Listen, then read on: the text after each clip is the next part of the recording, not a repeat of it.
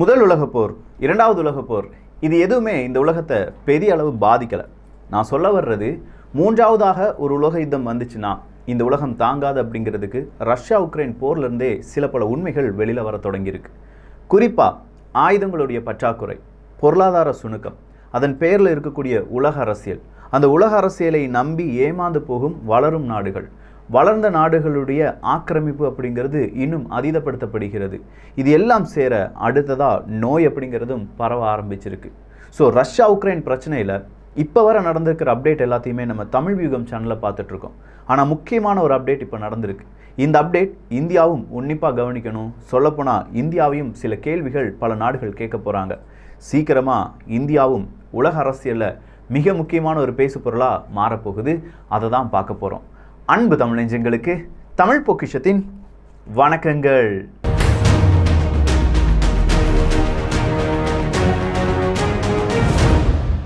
செவரோடோனஸ்க் அப்படிங்கிற அந்த இடம் தான் இப்போ ரஷ்யாவினுடைய மிகப்பெரிய தாக்குதலுக்கு உட்படும் இடம் அப்படின்னு சொல்லிட்டு இருக்காங்க.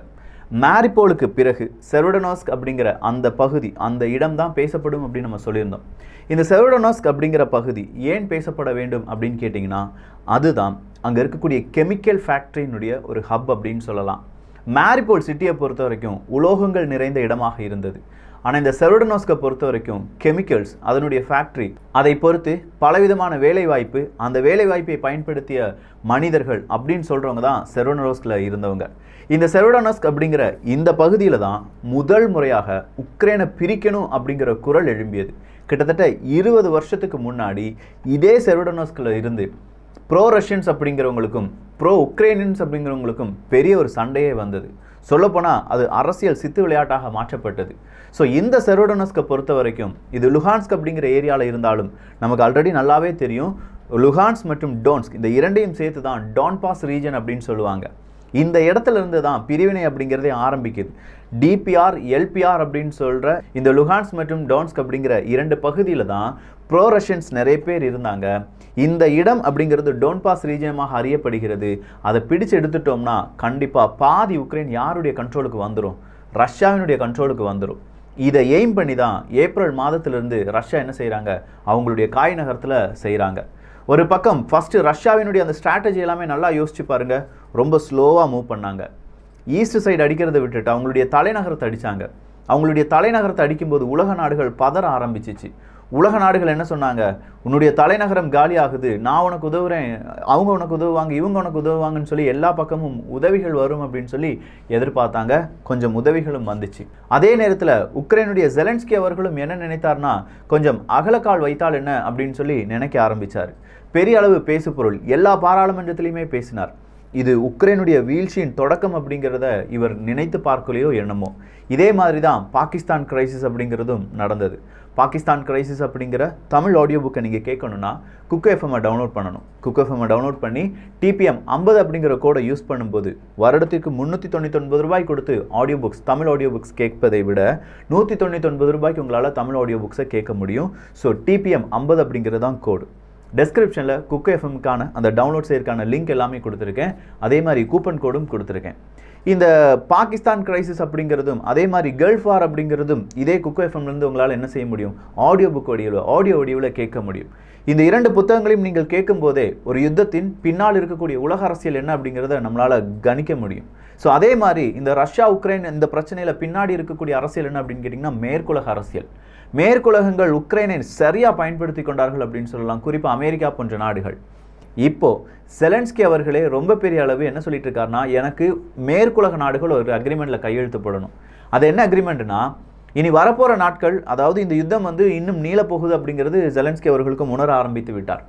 இப்படியே நீண்டுட்டே போச்சுன்னா வெஸ்டினுடைய இன்ட்ரெஸ்ட் குறைஞ்சிரும். மேற்குலக நாடுகள் நமக்கு தர வேண்டிய ஆயுதங்களை தரமாட்டாங்க, இல்லை நமக்கு தேவையான உதவிகளை செய்ய மாட்டாங்க. அந்த நேரத்தில் நம்மளை யார் காப்பாற்றுவாங்க அப்படிங்கிற அந்த கேள்வியை ஜெலன்ஸ்கி அவர்கள் கேட்டிருக்காங்க. இந்த கேள்வியை கேட்க வைப்பது தான் ரஷ்யாவினுடைய புட்டின் அவர்கள் இருக்காரு பாருங்க. அவர் ஆல்ரெடி ரொம்ப திறமையான கேஜிபி அப்படிங்கிற ரஷ்யாவினுடைய, சோவியத் யூனியன் ரஷ்யாவாக இருந்த போதே அதனுடைய உளவு பிரிவினுடைய மிக முக்கியமான பொறுப்பாளராக இருந்தவர். ஸோ அப்படிப்பட்ட மனிதர் என்ன யோசிச்சிருப்பார் அப்படிங்கிறதே பலருக்கும் தெரியலை. சொல்லப்போனால் புட்டின் அவர்களுடைய இன்னர் சர்க்கிளை நாங்கள் வந்து மொத்தமாக பாயிண்ட் அவுட் பண்ணிட்டோம் அப்படின்னு சொல்லி மேற்குலக நாடுகள் சொன்னாங்க. ஆனால் அதன் பிறகு ஒரு செய்தி வந்தது, இல்லைப்பா புட்டின் அவர்களுடைய இன்னர் சர்க்கிள் எண்ணிக்கை குறைக்கப்பட்டிருக்கிறது. அதாவது இன்னர் சர்க்கிள்னா புட்டின் அவர் எடுக்கக்கூடிய முடிவை ஒரு 10 பேர்கிட்ட சொல்கிறாருன்னா அந்த 10 பேர் தான் அவருடைய இன்னர் சர்க்கிள். இந்த இன்னர் சர்க்கிளில் அவங்களுடைய உறவினர்கள் இல்லாட்டி அவங்களுடைய அரசியல் கட்சி சார்ந்தவர்கள் மட்டும்தான் இருப்பாங்களா அப்படின்னு பார்த்தா கிடையாது. Mixed people.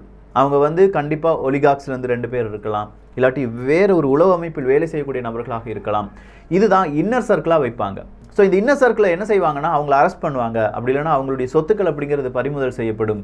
இப்படி இந்த யுத்தம் தொடங்குறதுக்கு முன்னாடியே புட்டின் அவர்கள் என்ன நினைச்சார்னா, கண்டிப்பாக இன்னர் சர்க்கிளுக்கு ஒரு பிரச்சனை வரும், நம்ம என்ன செஞ்சிடணும், அவங்கள கட் பண்ணிடணும் அப்படின்னு சொல்லி அவங்களுடைய இன்னர் சர்க்கிள் எல்லாத்தையுமே கொஞ்சமாக பிரித்து விட்டுட்டு 2-3 நபர்களுக்கு மட்டும் சில விஷயங்களை மட்டும் சொல்லிக்கொண்டார்.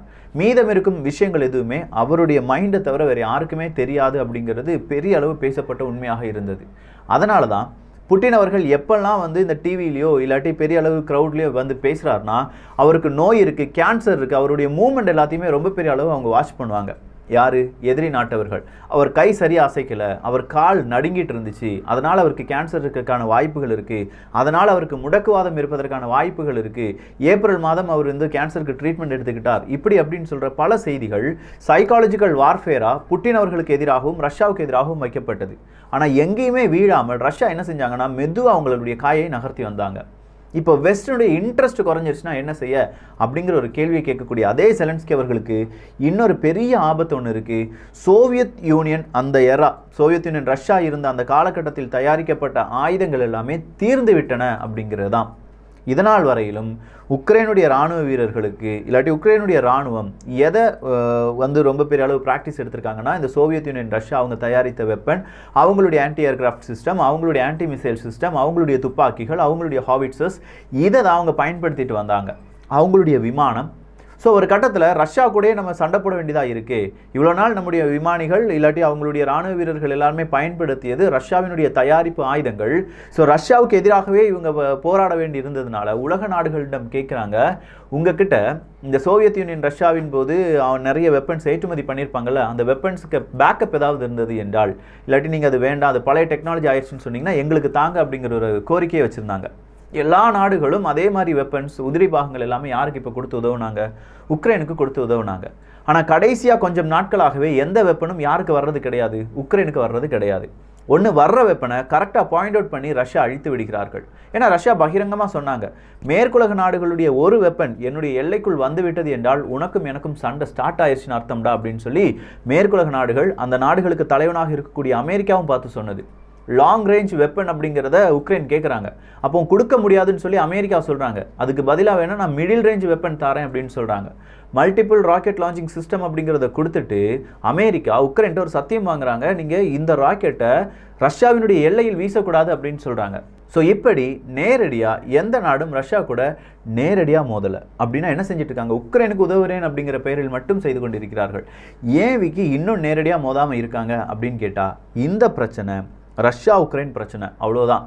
மீதம் இருக்கும் நாடுகள் இதை ப்ராக்சியாக பயன்படுத்தி, உக்ரைனை ப்ராக்சியாக பயன்படுத்தி ரஷ்யாவை அழிக்க நினைக்கும் போது ரஷ்யா உக்ரைனை ப்ராக்சியாக பயன்படுத்தி அவங்க கிட்ட இருந்த பல ஆயுதங்களையும் அழித்து விட்டது. இப்போ உக்ரைன் மறுபடியும் போர் செய்யணும்னா அவங்களுக்கு என்ன வேணும்? ஆயுதங்கள் வேணும். அந்த ஆயுதங்கள் இப்போ அமெரிக்கா ஒரு 700 மில்லியன் அமெரிக்க டாலர் அளவுக்கான ஆயுதங்களை உனக்கு தாரேன் அப்படின்னு சொன்னாங்க. இப்போ கடைசி ஐரோப்பிய ஒன்றியம் கூட 205 மில்லியன் அமெரிக்க டாலர் தாரேன்னு சொல்லியிருக்காங்க. அதாவது ஜூன் 9 வந்திருக்கிற அறிவிப்பு. இந்த அறிவிப்புக்கு மத்தியில் 700 மில்லியன் அமெரிக்க டாலருக்கான அந்த ஆயுதங்கள் ஏன் உடனடியாக உக்ரைனுக்கு கொடுக்கப்படவில்லை அப்படிங்கிற ஒரு கேள்வியும் வெள்ளை மாளிகையிட்ட கேட்கப்படுது. அதுக்கு வெள்ளை மாளிகை, பெண்டகன் போன்ற அமைப்புகள் என்ன சொல்கிறாங்கன்னா, ஒரே நேரத்தில் அத்தனை ஆயுதங்களையும் கொடுத்துட்டோம்னா அத்தனை ஆயுதங்களையும் அழித்து விடும் ரஷ்யா. பயம் இருக்குது எங்களுக்கு. ஏன்னா ரஷ்யா அழிக்கிறார்கள். எந்த ஆயுதம் எப்படி போகுது, அது எந்த சுரங்கத்தில் வைக்கப்படுகிறது, அந்த சுரங்கங்கள் எல்லாமே அழிக்கப்பட்டு வருகிறது. ஸோ அதனால தான் இது ஸ்டேஜ் பை ஸ்டேஜாக, first stage, second stage, third stage அப்படின்னு சொல்லி ஒவ்வொரு ஸ்டேஜாக நாங்கள் எங்களுடைய வெப்பனை அனுப்பிட்டு இருக்கோம்.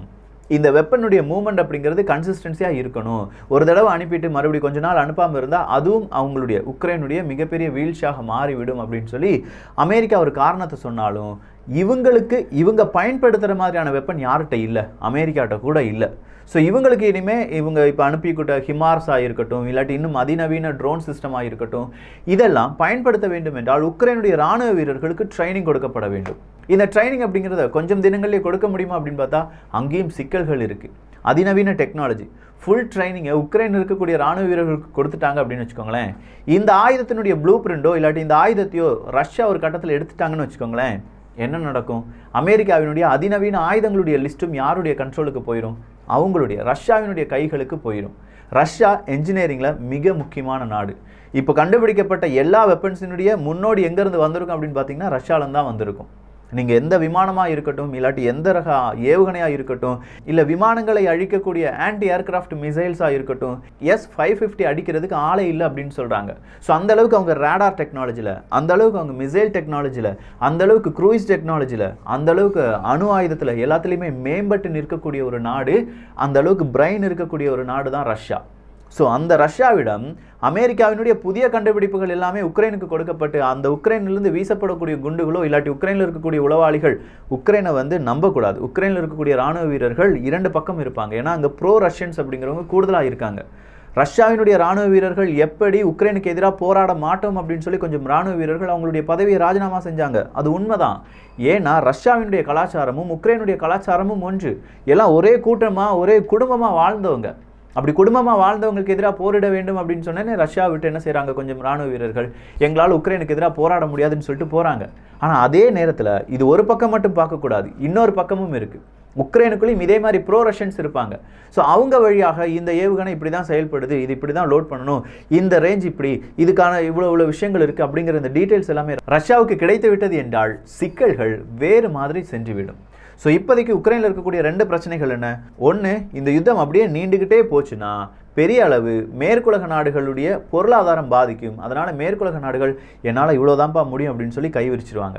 இப்போவே பாருங்களேன், மேற்குலக நாடுகள் அப்படின்னு சொல்லும்போது ஐரோப்பிய ஒன்றியத்தில் இருக்கக்கூடிய நாடுகளில் இன்ஃப்ளேஷன் அப்படிங்கிறதும் அதே மாதிரி அங்கே இருக்கக்கூடிய உள்நாட்டு பிரச்சனைகள் அப்படிங்கிறது ரொம்ப கூடுதலாகிட்டே இருக்குது. யூகேல பாரிஸ் ஜான்சன் அவர்களுக்கு எதிராக நம்பிக்கையில்லா தீர்மானம் அப்படிங்கிறதெல்லாம் கொண்டு வரப்படுது. இதுக்கான காரணம் என்ன? இந்த ரஷ்யா உக்ரைன் பிரச்சனை அப்படிங்கிறது தான். நான் முதலே சொன்னேன், முதல் உலகப் போரோ இரண்டாவது உலகப் போர் மாதிரி இது ரொம்ப ஈஸியானது கிடையாதுன்னு. அதுக்கான காரணம் என்ன? முதல் உலகப் போர் இரண்டாவது உலகப் போர்லாம் நடக்கும்போது ஒரு நாடு அந்த நாட்டுக்கு தேவையான அனைத்து விதமான சக்திகளையும் உள்ளடக்கியதாக இருக்கும். சொல்லப்போனால் தற்சார்பாக இருக்கும். அப்படி இல்லைனா சின்ன சின்ன வாணிபம் மட்டும் அங்கங்கே செஞ்சுட்டு இருப்பாங்க. ஆனால் இப்போ நம்ம என்ன செஞ்சிட்டோம்னா எல்லாத்துக்கும் மிகப்பெரிய அளவு சப்ளை செயின் அப்படிங்கிறத நம்பி இருக்க ஆரம்பிச்சிட்டோம். இந்த பொருள் அங்கேருந்து வந்தால் தான் என்னால் இதை செய்ய முடியும், ஃபேக்ட்ரி என்னது தான், ஆனால் ரா மெட்டீரியல் அங்கேருந்து வரணும் இப்படின்னு சொல்கிற ஒரு நிலைமைக்கு தள்ளப்பட்டிருக்கிறோம். வெப்பனை கூட பாருங்களேன், உக்ரைனால் சரியாக அவங்களுடைய வெப்பன் என்ன அப்படிங்கிறத உறுதிப்படுத்த முடியல. எங்களுக்கு ஏதாவது வெப்பன் தாங்க, அதுக்கான ட்ரைனிங் தாங்கன்னு கேட்டுட்ருக்காங்க. ஸோ இப்படி பல நாடுகளையும் நம்பி இருப்பதால் ஒரு நாட்டுக்கு ஏற்படக்கூடிய பிரச்சனை பல நாடுகளையும் பாதிக்கும். அதான் நான் சொல்கிறேன், இரண்டாவது உலக யுத்தத்தை விட மூன்றாவது ஒரு உலக யுத்தம் அப்படிங்கிறது ஸ்டார்ட் ஆயிடுச்சுன்னா, இதுவரையிலும் ஆகவில்லை அப்படின்னு சொல்லி நம்ம நம்புவோம், இதுவரையிலும் அப்படி ஒரு ஸ்டேஜுக்கு போகலை அப்படின்னு சொல்லி நம்புவோம். சப்போஸ் அப்படி ஸ்டார்ட் ஆயிடுச்சுன்னா நம்ம நினைக்கிறத விட கூடுதலான பிரச்சனைகள் நமக்கு வரும். சரி, இதில் இந்தியா எப்படிடா பாதிக்கும் அப்படின்னு சொல்லி நீங்கள் கேட்கலாம். வெறும் 3% கச்சா எண்ணெய் ரஷ்யாட்ட நம்ம இறக்குமதி பண்ணிட்டு இருந்தோம், கரெக்டு தானே? மீதம் இருக்கும் எல்லாம் நம்ம ஈரான், அமெரிக்கா போன்ற பல நாடுகள், சவுதி அரேபியாவில் இப்படி பல நாடுகள்கிட்ட நம்முடைய கச்சா எண்ணெய் எல்லாமே இறக்குமதி பண்ணிட்டு இருந்தோம். இப்போ பிரச்சனை வந்துச்சு, ரஷ்யா உக்ரைன் யுத்தம் வந்துருச்சு. கச்சா எண்ணெய் ரஷ்யாட்டிருந்து வாங்கக்கூடாது அப்படின்னு சொல்கிற தடை உத்தரவை ஐரோப்பிய ஒன்றியமும் அமெரிக்காவும் சேர்ந்து அமல்படுத்துகிறாங்க. இந்த வருஷத்தில் 75%லேருந்து 90% கச்சா எண்ணெய் நாங்கள் வாங்க மாட்டோம் அப்படின்னு சொல்கிற உறுதியை 20க்கும் அதிகமான நாடுகள் எடுக்குது. இந்த உறுதியை எடுத்த உடனே கச்சா எண்ணெயுடைய விலை அதிகரிக்கிறது. இவ்வளோ நாள் கச்சா எண்ணெயினுடைய விலை அதிகரிக்காமல் இருந்தது கொரோனா வைரஸ் அப்படிங்கிற ஒரு காரணத்தினால. இந்த ரஷ்யா உக்ரைன் போர் வந்ததுலேருந்து கச்சா எண்ணெயுடைய விலை தாறுமாறாக அதிகரிக்குது. இப்படி தாறுமாறாக அதிகரிக்கிறதுனால அடுத்ததாக என்ன நடக்குது? இந்தியாவுக்கு ரஷ்யா ஒரு டீல் பேசுகிறாங்க. நான் உனக்கு டிஸ்கவுண்ட் ப்ரைஸில் தரேன். 3% இறக்குமதி பண்ணிட்டு இருந்த இடத்துல இப்போ 10லேருந்து 25% ரஷ்யாவினுடைய ஆயிலை நம்ம என்ன செஞ்சிட்ருக்கோம், இறக்குமதி பண்ணிகிட்ருக்கோமா? இதை நான் சொல்லலை, அமெரிக்காவினுடைய மிக முக்கியமான இந்த எனர்ஜி இருக்குது பார்த்தீங்களா, எரிபொருள் சம்பந்தமான அமைச்சகம் சொல்லியிருக்கிறது. ரஷ்யா யுத்த காலத்திற்கு முந்தைய காலத்தை விட யுத்தம் தொடங்கிய பிறகு தான் கச்சா எண்ணெய் வழியாக அதிகமாக பணம் சம்பாதிக்கிறார்கள் அப்படிங்கிற ஆர்டிக்கிள் இன்றைக்கி வெளியாகி இருக்கிறது. இந்தியா, சீனா போன்ற நாடுகளுக்கு அவ்வளவு கச்சா எண்ணெய் ஏற்றுமதி பண்ணுறாங்க. ஆனால் இது அமெரிக்காவால் தடுக்க முடியாது. ஏன்னா ஐரோப்பிய ஒன்றியத்தில் இருக்கக்கூடிய நாடுகள் கூட முழுவதுமாக நாங்கள் ரஷ்யாவினுடைய கச்சா எண்ணெயை வாங்க மறுக்கிறோம், ஏன்னா அமெரிக்கா சொல்லிடுச்சு அப்படின்னு சொல்லலை. 75லேருந்து 90% முடிகிற அளவுக்கு நாங்கள் கச்சா எண்ணெய் வாங்குவதை நிறுத்துகிறோம் அப்படின்னு தான் சொன்னாங்க. ஸோ எந்த நாட்டையும் அமெரிக்கா என்ன செய்ய முடியாது, ஃபோர்ஸ் பண்ண முடியாது. இப்போது நாளொன்றுக்கு இந்தியா கிட்டத்தட்ட 84,000க்கும் அதிகமான பேரல் அப்படிங்கிறத யார்கிட்ட இருந்து வாங்கிட்டு இருக்காங்களாம், ரஷ்யாட்டிருந்து வாங்கிட்டு இருக்காங்க. ஸோ இதே ஒரு நிலைமையில போச்சுன்னா கண்டிப்பாக ரஷ்யாவுக்கான அந்த சம்பளம் பைசா கிடைச்சிரும், வருமானம் கிடைச்சிரும். ஆனால் மீதம் இருக்கும் நாடுகள் என்ன செய்ய போகிறாங்க? ரஷ்யாவினுடைய எரிபொருள் கிடைக்காமல் இருப்பதால் உலக நாடுகளுடைய மார்க்கெட்டில் கச்சா எண்ணெயுடைய விலை அதிகரித்திருப்பதால் ஐரோப்பிய ஒன்றியத்திலலாம் ரேஷன் மாதிரி வச்சுருக்காங்களாம். கச்சா எண்ணெய் இவ்வளோ தான், உங்களுக்கு எரிபொருள் இவ்வளோ தான் அப்படின்னு சொல்லி பல நாடுகளிலும் டூரிஸ்ட் அப்படிங்கிறவங்களுக்கு அவங்களுடைய விலையிலே பாதி விலையாக கொடுக்கப்பட்டிருந்த பெட்ரோல் டீசல் எல்லாமே இப்போது உங்களுக்கு கூடுதல் தான்ப்பா அப்படின்னு சொல்லி அந்த பெட்ரோல் டூரிசம் அப்படிங்கிறது கூட பாதிப்படைந்திருக்கிறது அப்படின்னு சொல்கிறாங்க. இது பல உள்நாட்டில் பிரச்சனைகளை ஏற்படுத்துவதற்கான வாய்ப்புகள் இருக்குது. ஜெர்மனி ஹெவி வெப்பன் நாங்கள் அனுப்ப மாட்டோம்னு சொல்கிறாங்க, இன்றைக்கி அனுப்புகிறோன்னு சொல்லியிருக்காங்க. ஆனால் 10-12 வாரங்களாக வெப்பனே அனுப்பாத ஒரு நாடு ஜெர்மனி. ஸோ பல நாடுகளும் என்ன சொல்லிட்டு இருக்காங்கன்னா வெறுமனே வெற்று வாக்குறுதியை கொடுத்துட்டு இருக்காங்க. அதை நம்பி இந்த ஊடகங்களும் இவ்வளோ பெரிய செய்திகளை வெளியிடும் போது பின்னாடி இருக்கக்கூடிய அரசியலை கொஞ்சமும் யோசிக்காமல் இருக்கிறார்கள் அப்படிங்கிறது தான் இங்கே நிதர்சனமான உண்மையாக பார்க்கப்படுது. ஸோ ரஷ்யா செய்கிறது கணக்குப்படி பார்க்க போனால் அந்த யுத்தத்தை ரொம்ப ஸ்லோவாக மாற்றிட்டாங்க. உக்ரைனுக்கு தேவையான உக்ரைன் உபயோகப்படுத்தக்கூடிய உக்ரைன் இவ்வளோ நாள் யூஸ் பண்ணிட்டு இருந்த வெப்பன்ஸ் எல்லாமே முடிஞ்சிருச்சு. இனி புது வெப்பன் வேணும்னா அமெரிக்கா போன்ற நாடுகள் கொஞ்சம் தயவுதாட்சனை காண்பிக்க வேண்டும். ஆனால் அதெல்லாமே ரஷ்யாவுக்கு பயந்து தான் நடக்கணும். இன்னமும் ரஷ்யா அவங்களுடைய விமானப்படை, கப்பற்படை, அவங்களுடைய காலாட்படையினுடைய முழு சக்தி என்ன அப்படிங்கிறத காண்பிக்கலை. முழு சக்தியை காண்பிக்காமையே இவ்வளோ அடி அடிக்கிறாங்க. இப்போ 20% ஆஃப் உக்ரைன் அப்படிங்கிறது யாருடைய கண்ட்ரோலுக்கு வந்துருச்சு? ரஷ்யாவினுடைய கண்ட்ரோலுக்கு வந்துருச்சு. ஒரு உலக நாடு, ஒரே ஒரு நாடு ரஷ்யாவுக்கு எதிராக நேரடியாக யுத்தத்தில் குதிக்கிறேன்னு சொன்னால் இந்த யுத்தம் மூன்றாவது உலக யுத்தமாக மாறும். ஆனால் அந்த ஒரு நாடும் இதற்கு பயப்படுகிறது. எந்த நாடுமே சரி நாங்கள் நேரடியாக ரஷ்யா கூட மோத மாட்டோம்னு சொல்கிறாங்க. ஃபின்லாண்டு, ஸ்வீடன் போன்ற நாடுகள் நாங்கள் நேட்டோவில் சேரப்போகிறோன்னு சொல்லும்போது இன்றைக்கி ஃபின்லாண்ட்லேருந்து ஒரு அறிவிப்பு வந்திருக்கு. எங்களுடையதும் ரஷ்யாவினுடைய எல்லையும் பெரிய ஒரு மதில் சுவர் கட்டுவதற்கான புதிய சட்டத்துக்கு நாங்கள் வழிவகுக்க போகிறோம் அப்படின்னு சொல்லியிருக்காங்க. நாட்டோவினுடைய கூட்டமைப்பு கூட்டப்பட போகிறது. ஜப்பான் பங்கு பெறப் போகிறார்கள். அதே நேரத்தில் ஜெலன்ஸ்கிக்கும் அழைப்புகள் கொடுக்கப்பட்டிருக்கு அப்படிங்கிற இன்ஃபர்மேஷன் இன்னைக்கு 10 ஜூன் 2022 வெளியாகி இருக்கிறது. ஸோ நாட்டோ அப்படிங்கிற அந்த கூட்டமைப்பில் ஜெலன்ஸ்கி அவர்களும் ஜப்பானும் பங்கு பெறப் போகிறார்கள் அப்படிங்கிறதும், அதே மாதிரி கான்டாக்ட் குரூப் ஆஃப் உக்ரைன் அப்படிங்கிற 40 நாடுகளுடைய கூட்டமைப்பு இருக்குது. இந்த 40 நாடுகளும் சேர்ந்து உக்ரைனுக்கு அடுத்த கட்ட நடவடிக்கை எந்த மாதிரியான உதவிகள் செய்ய வேண்டும் அப்படிங்கிறதும் டிஸ்கஸ் பண்ண போகிறாங்க. இந்த யுத்தம் அப்படிங்கிறது இப்போதைக்கு முடிகிற மாதிரியும் தெரியல. அதே நேரத்தில் இந்த யுத்தத்தில் ரஷ்யா வென்று கொண்டிருக்கிறார்கள். மீதம் இருக்கும் நாடுகள் எல்லாமே எப்படியாவது ரஷ்யாவை தோற்கடிப்பதற்கு முழு மூச்சுடன் செயல்பட வேண்டும் அப்படிங்கிற ஒரு ப்ரெஷருக்குள்ளே போயிட்டு இருக்காங்க. இவங்களை நம்பி உக்ரைன் எடுத்த அடி எல்லாமே சறுக்கலாக மாறி வருகிறது. இன்னும் பல அப்டேட்ஸுக்கு தமிழ் வியூகம், தமிழ் விதை, தமிழ் பொக்கிஷம் 3 சேனலையும் சப்ஸ்கிரைப் பண்ணிக்கோங்க. ஸோ இந்த ஒரு காணொலி பற்றி உங்களுடைய கருத்துக்கள் இங்கே வரவேற்கப்படுகிறது. எல்லோரும் தமிழ் பொக்கிஷத்தில் இணைந்திருங்கள். நல்லதை பகிர்ந்து நல்ல சமுதாயத்தை உருவாக்குவோம். நன்றி, வணக்கம்.